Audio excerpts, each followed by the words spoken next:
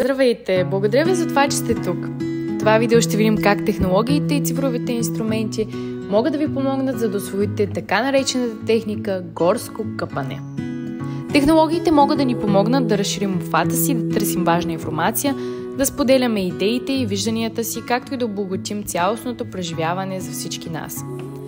Преди да започне сесията, от изключителна важност да сте добре подготвени. За целта, донесете всички разпечатани материали, както и съберете информация за контакт при спешни случаи за всички участници и комплект за бърза помощ. Също така носете си и сверени часовници, за да следите времето. Преди да започнете, можете да зададете въпроси, които ще ви помогнат да оформите по-добре груповото преживяване, като например, какви са вашите очаквания или какво бихте искали да научите.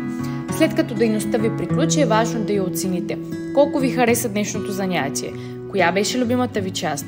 Въз основа на отговорите на участниците и снимките, които сте събрали, можете да създадете цифрова карта на техните открития като дигитален сувенир за всички вас. Първата игра е повече мултимедийна дейност. Всеки участник трябва да си избере определена категория, която му приляга най-много.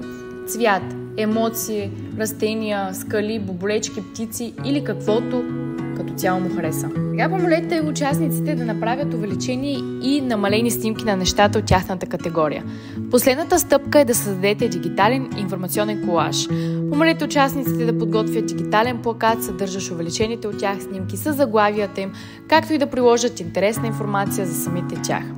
В играта "Познай участниците" трябва да се използват увеличени снимки, за да създадат игра с карти за познаване, като отпечатат снимката от една страна на хартията, а отговор или увеличената снимка от другата.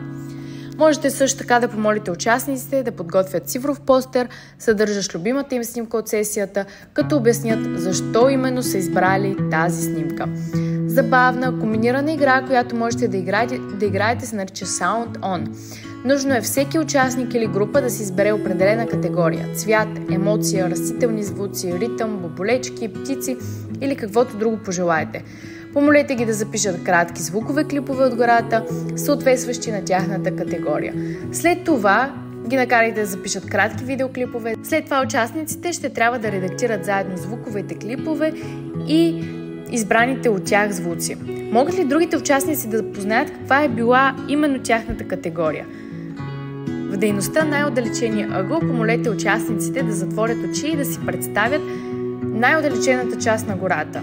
Те могат да се съсредоточат върху емоциите си и върху различни детайли, като цветове и форми.